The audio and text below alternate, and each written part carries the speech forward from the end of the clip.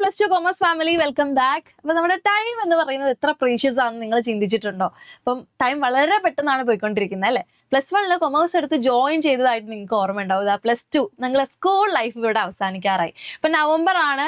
അപ്പോൾ നമ്മുടെ second time എക്സാമിന് വേണ്ടിയിട്ടുള്ള പ്രിപ്പറേഷൻ ടൈമിലായിരിക്കും നിങ്ങൾ എല്ലാവരും. അപ്പോൾ സെക്കൻഡ് ടൈം എക്സാമിന് പ്രിപ്പയർ ചെയ്യുന്ന സമയത്ത് നിങ്ങൾക്കുള്ള ഒരു കൺഫ്യൂഷൻ ആണ്, സെക്കൻഡ് ടേമിന് പഠിച്ചിട്ടുള്ള ചാപ്റ്റേഴ്സ് മാത്രമാണോ, അതായത് ഫസ്റ്റ് ടേം എക്സാം കഴിഞ്ഞ് നിങ്ങൾ പഠിച്ചിട്ടുള്ള ചാപ്റ്റേഴ്സിൽ നിന്ന് മാത്രമാണോ ക്വസ്റ്റ്യൻസ് വരുന്നത്, ഫസ്റ്റ് ടേം എക്സാമിന് പഠിച്ചിട്ടുള്ള ചാപ്റ്റേഴ്സിൽ നിന്ന് ക്വസ്റ്റ്യൻസ് വരുമോ എന്നുള്ള കുറേ കൺഫ്യൂഷൻസ് നിങ്ങൾക്ക് ഉണ്ടാവും അല്ലേ? അപ്പോൾ വെയിറ്റേജ് കൂടുതൽ, അതായത് കുറേ മാർക്കിന് ചോദിക്കാനുള്ള ചാപ്റ്റർ സെക്കൻഡ് ടേമിൽ പഠിച്ചിട്ടുള്ളതാണെങ്കിലും ഫസ്റ്റ് ടേമിൽ നിന്നുള്ള ക്വസ്റ്റ്യൻസും നിങ്ങൾക്ക് വരും. ഓക്കെ, അതാണ് അതിനുള്ള ആൻസർ. ആ കൺഫ്യൂഷൻ നിങ്ങൾക്ക് മാറിയിട്ടുണ്ടാകും. അപ്പൊ ഫസ്റ്റ് ടേമിൽ നിങ്ങൾ പഠിച്ചിട്ടുള്ള ഒരു ചാപ്റ്റർ ആണ് പ്ലാനിങ് എന്ന് പറയുന്നത്.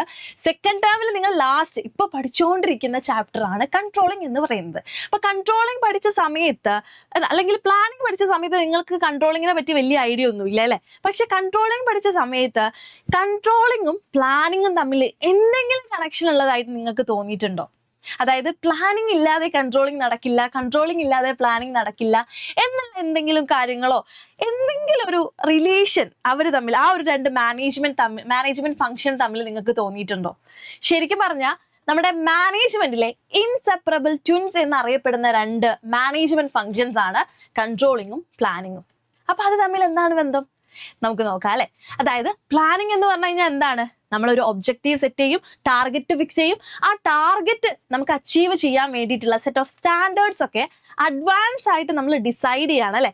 ഭാവിയിൽ എന്ത് ചെയ്യണം എന്നുള്ളത് നമ്മൾ അഡ്വാൻസ് ആയിട്ട് ഡിസൈഡ് ചെയ്യുന്നതിനെയാണ് പ്ലാനിങ് എന്ന് പറയുന്നത്. കൺട്രോളിങ്ങോ, ആക്ച്വൽ പെർഫോമൻസ് പ്ലാനിങ്ങിനനുസരിച്ചാണോ പോകുന്നത് എന്ന് ചെക്ക് ചെയ്യുക. അതുപോലെ തന്നെ ഡീവിയേഷൻസ് എന്തെങ്കിലും ഉണ്ടെങ്കിൽ ആ ഡീവിയേഷൻസ് ഒക്കെ മാറ്റുക, ചേഞ്ചസ് വരുത്തുക. ഇതാണ് കൺട്രോളിങ്ങിൽ ചെയ്യുന്നത്. അപ്പൊ പ്രോപ്പർ പ്ലാനിങ് ഉണ്ടെങ്കിൽ മാത്രമേ കൺട്രോളിങ് നടക്കുള്ളൂ അല്ലെ?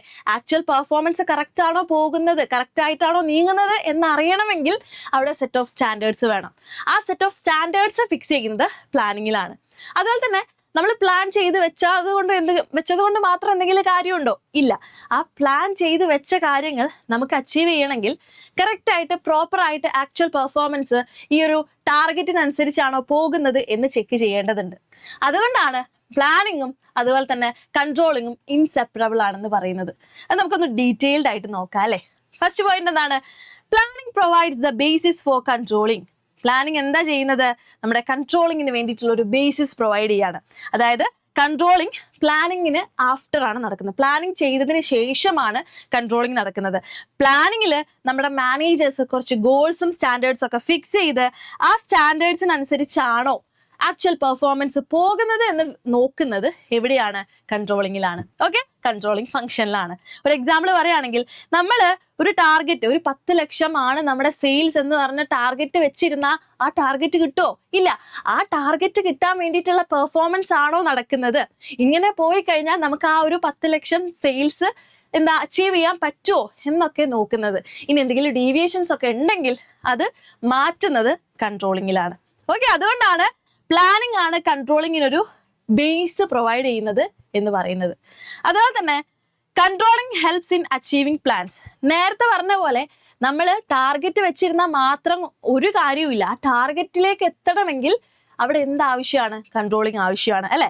Once plans are made, controlling monitor whether activities are going according to plan. Plans ഒക്കെ സെറ്റാക്കി, സ്റ്റാൻഡേർഡ് ഒക്കെ ഫിക്സ് ആക്കി, ആ സ്റ്റാൻഡേർഡ്സിനനുസരിച്ചാണ് ആക്ച്വൽ പെർഫോമൻസ് പോകുന്നത് എന്ന് ചെക്ക് ചെയ്യുന്നത് കൺട്രോളിങ്ങിലാണ്. കൺട്രോളിങ്ങിൽ നമ്മൾ എന്ത് മനസ്സിലാക്കും? എന്തെങ്കിലും ഡീവിയേഷൻസ് ഉണ്ടെങ്കിൽ അതിന് കറക്റ്റീവ് ആക്ഷൻസ് എടുത്ത് നമ്മുടെ പ്ലാൻഡ് പെർഫോമൻസിനെയും ആക്ച്വൽ പെർഫോമൻസിനെയും മാച്ച് ചെയ്യുന്നത് കൺട്രോളിങ്ങിലാണ്. Okay, controlling improves future planning. Controlling എങ്ങനെയാണ് ഫ്യൂച്ചർ പ്ലാനിങ്ങിനെ ഇംപ്രൂവ് ചെയ്യുന്നുണ്ടാവുക? അതായത് നമ്മൾ സെറ്റ് ഓഫ് സ്റ്റാൻഡേർഡ് ഫിക്സ് ചെയ്തു, ആ സ്റ്റാൻഡേർഡ്സിനനുസരിച്ചാണോ കാര്യങ്ങൾ പോകുന്നത്, അപ്പൊ എന്തൊക്കെ മാറ്റങ്ങളാണ് വരുത്തേണ്ടത് എന്നൊക്കെ മനസ്സിലാക്കുന്നത് കൺട്രോളിങ്ങിലൂടെയാണ്. ഒരു എക്സാമ്പിൾ പറയുകയാണെങ്കിൽ, ഇപ്പൊ നമ്മൾ ഒരു സെയിൽസ് ടാർഗറ്റ് വെച്ചു, ഒരു 10 ലക്ഷം നമുക്ക് ഈ ഒരു വർഷം സെയിൽസ് ടാർഗറ്റ് വേണം. അപ്പൊ ആ ഒരു സെയിൽസ് ടാർഗറ്റിലേക്ക് എത്താൻ നമുക്ക് സാധിച്ചിട്ടില്ല എങ്കിൽ അതിനുള്ള റീസൺസ് നോക്കും. അപ്പൊ അതിനുള്ള റീസൺ പ്രോപ്പർ ആയിട്ട് അഡ്വർടൈസ്മെന്റ്സ് കൊടുക്കാത്തതാണ് എന്ന് കണ്ടു കഴിഞ്ഞാൽ ഫ്യൂച്ചറിൽ നമുക്ക് എന്ത് പ്ലാൻ ചെയ്യാം? ഇനി നമ്മുടെ സെയിൽസ് 10 ലക്ഷത്തിലേക്ക് എത്തിക്കാൻ പ്രോപ്പർ ആയിട്ട് ഒരു ഫണ്ട് ഈ ഒരു അഡ്വർടൈസ്മെന്റിന് വേണ്ടി കൊടുക്കാം അല്ലെ. അവിടെ ഒരു പ്രോപ്പർ പ്ലാനിങ് സാധിക്കുന്നുണ്ട്. എന്തുകൊണ്ടാണ്? പാസ്റ്റിൽ നമുക്ക് ഉണ്ടായിട്ടുള്ള എക്സ്പീരിയൻസ് കൊണ്ടാണ് അല്ലെ. The information and experience gained through controlling helps manager make better plans in future. Okay, ഇതൊക്കെ കൊണ്ടാണ് പ്ലാനിങ്ങും കൺട്രോളിങ്ങും തമ്മിൽ ഇൻസെപ്പറബിൾ ട്വിൻസ് ആണെന്ന് പറയുന്നത്. അതുപോലെ തന്നെ എന്താണ്? They are ഇന്റർഡിപെൻഡന്റ്. Planning without controlling is meaningless because there would be no way to check progress. അല്ലെ, plan ചെയ്ത് വെച്ചത് കൊണ്ട് മാത്രം കാര്യമില്ല. പ്ലാൻ ചെയ്ത് വെച്ച കാര്യങ്ങൾ നമുക്ക് അച്ചീവ് ചെയ്യണമെങ്കിൽ അവിടെ കൺട്രോളിങ് നന്നായിട്ട് നടക്കണം. പ്രോഗ്രസ് ഉണ്ടാവണമെങ്കിൽ ആ ആക്ച്വൽ പെർഫോമൻസ് നമ്മളെ പ്ലാൻഡ് പെർഫോമൻസുമായിട്ട് കമ്പയർ ചെയ്യേണ്ടതുണ്ട്. ഓക്കെ, അതുപോലെ തന്നെ controlling without planning is blind because there are no goals or standard to compare with. അല്ലെ, നമുക്ക് ആക്ച്വൽ പെർഫോമൻസ് കറക്റ്റ് ആയിട്ടാണ് പോകുന്നതെന്ന് ചെക്ക് ചെയ്യണമെങ്കിൽ അവിടെ എന്താ ആവശ്യമാണ്? കുറച്ച് ഗോൾസും കുറച്ച് ഒബ്ജക്റ്റീവ്സും കുറച്ച് സ്റ്റാൻഡേർഡ്സും ആവശ്യമാണ്. അതാണ് പ്ലാനിങ് പ്രൊവൈഡ് ചെയ്യുന്നത്. അതുകൊണ്ടാണ് പ്ലാനിങ്ങും കൺട്രോളിങ്ങും ഇന്റർഡിപെൻഡന്റ് ആണെന്ന് പറയുന്നത്. എപ്പോഴും ഷോർട്ട് എസ്സേ ക്വസ്റ്റ്യൻ ആയിട്ടൊക്കെ ചോദിക്കാറുണ്ട്, planning without controlling is meaningless, why? അപ്പൊ നമ്മൾ ഇതാണ് ആൻസർ ചെയ്യേണ്ടത്. ഓക്കെ, അപ്പൊ ഇതുപോലെ വീഡിയോസ് ഈ ഒരു ചാനലിൽ നിങ്ങൾക്ക് അവൈലബിൾ ആയിരിക്കും. നമുക്ക് എക്സാം അടിപൊളിയായിട്ട് എഴുതാം. അടുത്ത വീഡിയോ ആയിട്ട് കാണാം. ബൈ.